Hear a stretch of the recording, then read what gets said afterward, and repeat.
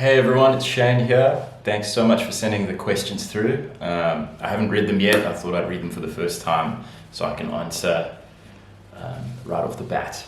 I hope you're all doing well, and I'm very excited to read these. Thank you so much for sending them. Thank you to Claudia as well. I'm very happy to be here. So, excuse me. First up are some questions from Kanye.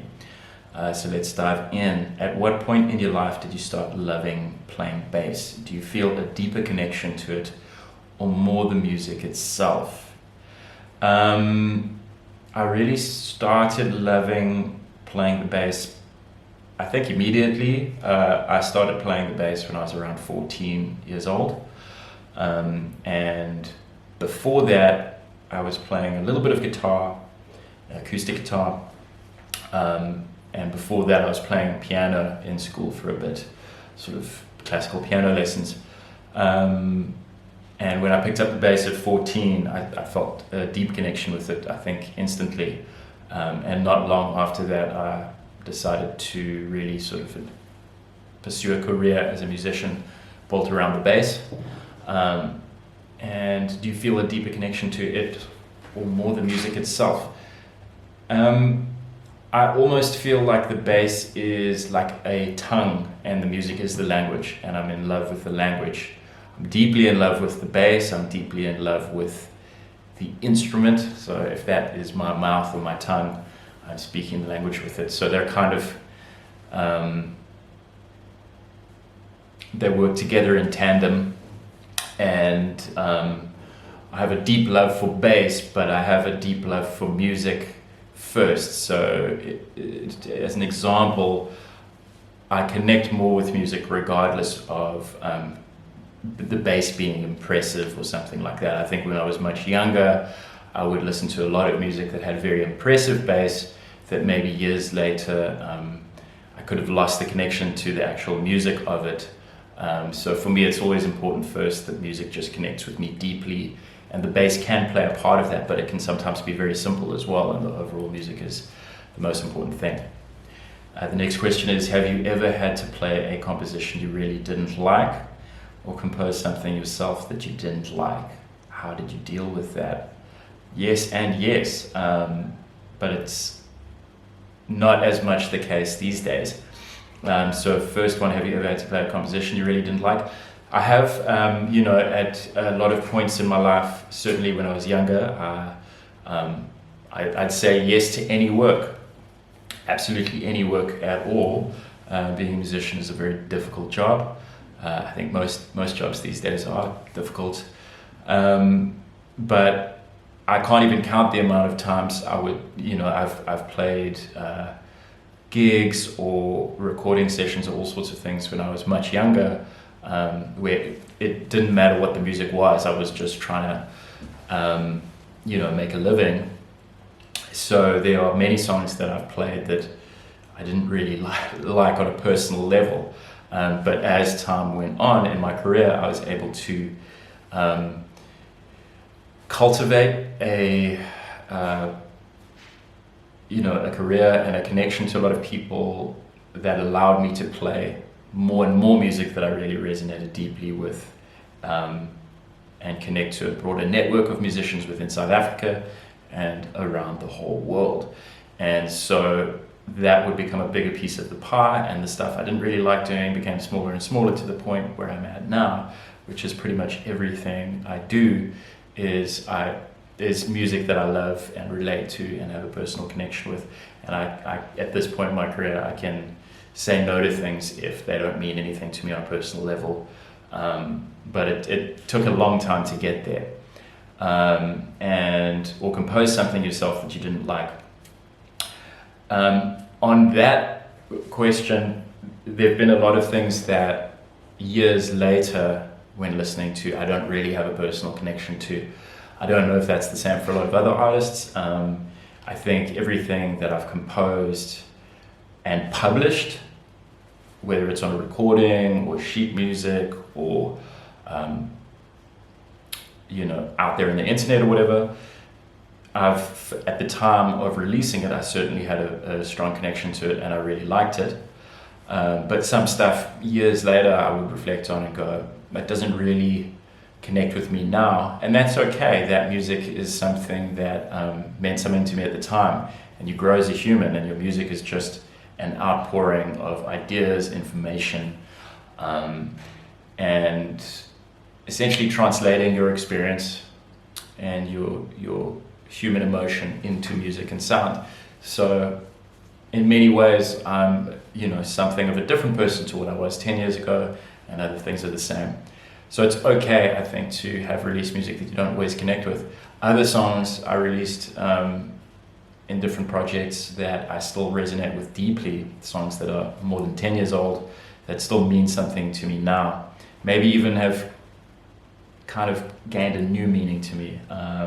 So it's all part of it. So you finished that question with how do you deal with that.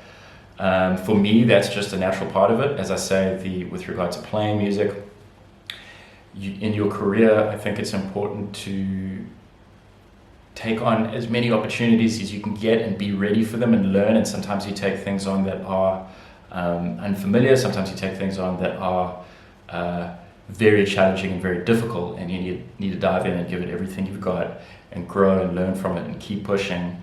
And sometimes taste is something that develops over years. You might think you have a very strong taste now, but in 10 years it could be slightly different. It could have evolved to a different place.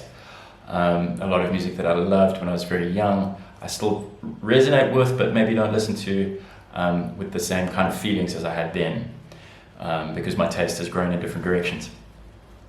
But you also don't know, you might play stuff when you're starting out that you don't realize the value of then. There's a lot of music I studied at different points in my practice that maybe weren't genres of music that were my favorite, or the stuff I was listening to, in my personal, out of practice listening.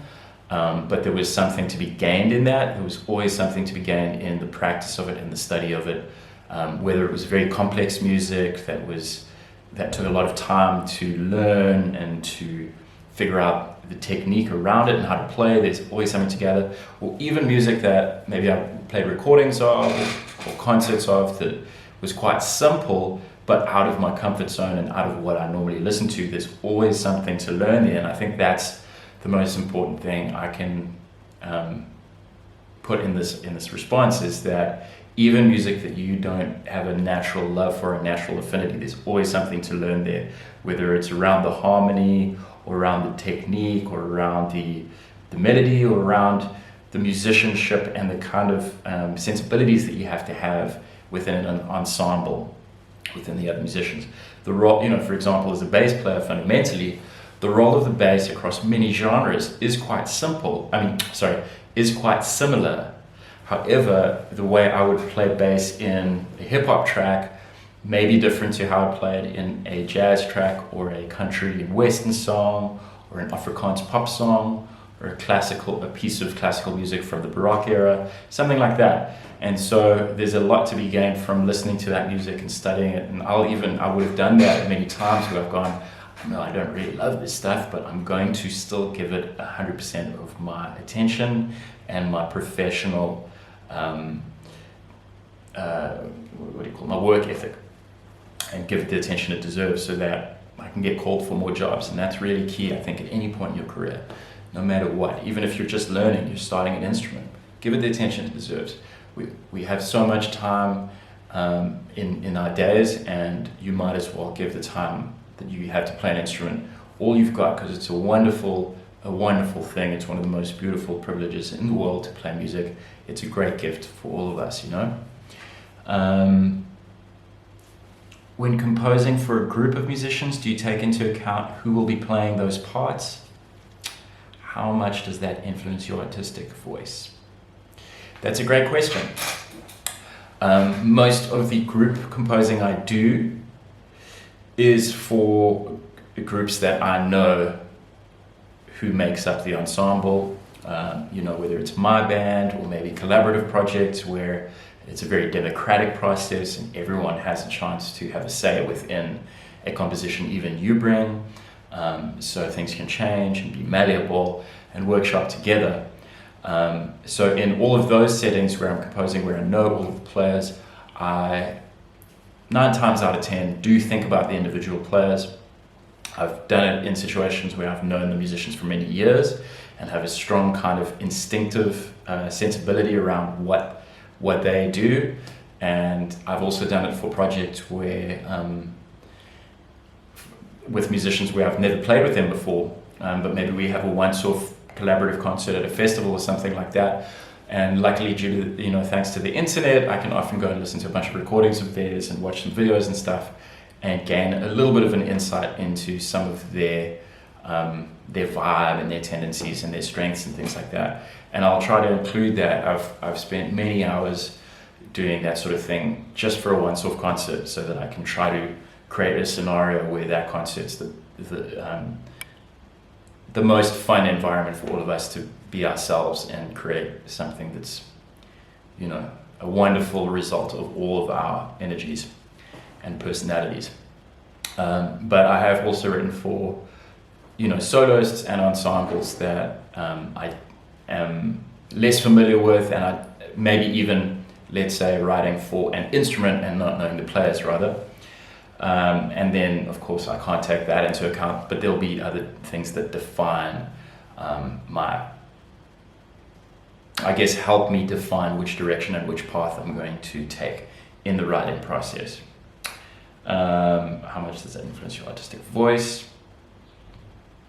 Yeah, I mean, that's important to touch on as well. How much does that influence your artistic voice? Well, I'll be writing for these players, let's say,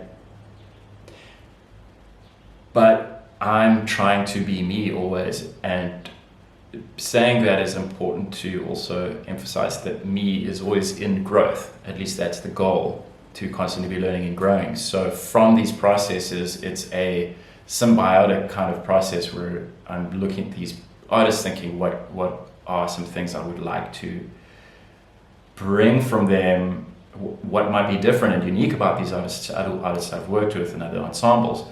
That's amazing. This artist is really good at these things. I haven't worked with someone quite like that. I want to explore that and see how that might fit. And then where my artistic voice and that kind of start to kind of have a dance together is always different. But a lot of it comes down to me messing around, improvising in the studio space and coming up with ideas. And the things that I want to pursue further just feel good to me instinctively. Then a lot of where I bring those players in is going, okay, maybe this particular piece doesn't actually have a place with this ensemble. I'll save it. Maybe 5 years later, it comes up with another group. And so I'll sometimes write more. Maybe I'm aiming to have 6 songs for this performance. I'll have to write 12 sometimes and find things or sketches. And when one comes up, that, I'll only, as I said, flesh out the ones that feel good and feel like me, and I can sort of pour myself into it easily. Then I'll go, okay, this fits this ensemble. These guys can take it to its ultimate level. And then with the orchestration and the arrangement stuff, I'll start to explore more detail and actually create vehicles within this arrangement for these artists to kind of shine.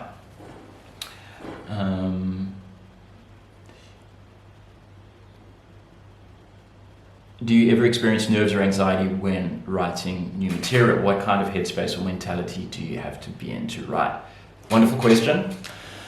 I have in the past, absolutely, felt nerves and anxiety when writing, because I've maybe set certain deadlines for myself that are, creeping up, and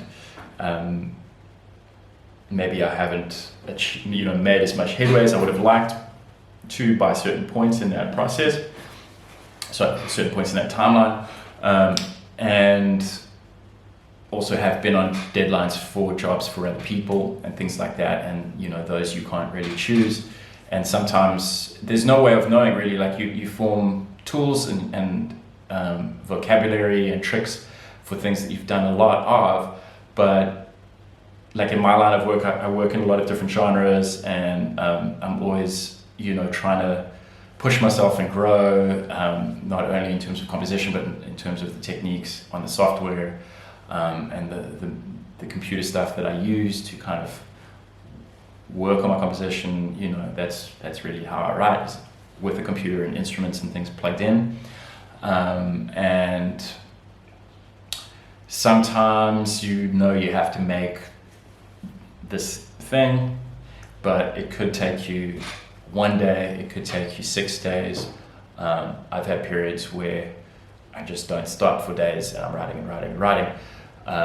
And I've learned a lot through these various kind of situations that I've been in over the years, with varying degrees of, sometimes being completely calm and being just chilled and everything flows naturally, and other times kind of juggling a bit of nerves and tension and things like that. And now a lot of my writing process is actually about priming myself for the process. So actually creating an environment for myself physically, emotionally, and mentally that can reduce any anxiety and tension, because I don't find it good for writing. So pressure is kind of a different thing to me, the word itself and what it means, and I've achieved really, I think, good things for myself under pressure sometimes, where I had a reasonable deadline, I stayed on top of things, but in the final kind of hours, because of that pressure, had a massive shift in direction. And I feel like that only happened as a result of that pressure, so like a diamond coming from pressure. So it's a balance. So I'm okay with pressure, but nerves and anxiety, nerves before a gig are cool, like that's great, that adrenaline can make you perform really well. And there's a point for me where nerves before a gig like go away once you start playing, and that adrenaline kind of, it like morphs into other kind of energies and stuff. But with writing, my body needs to be calm, not in a state of tension and things like that. So a lot of what I do now, through learning, through having some bad experiences in the past where I've allowed myself to get too tense and not sleep for days on end, a lot of my writing process is literally about knowing, okay, on Friday I'm going to begin writing X, Y, Z. I need to make sure that I've cleared a path in my life so that none of these other things that in past experiences have kind of all clambered on top of each other and created tense situations.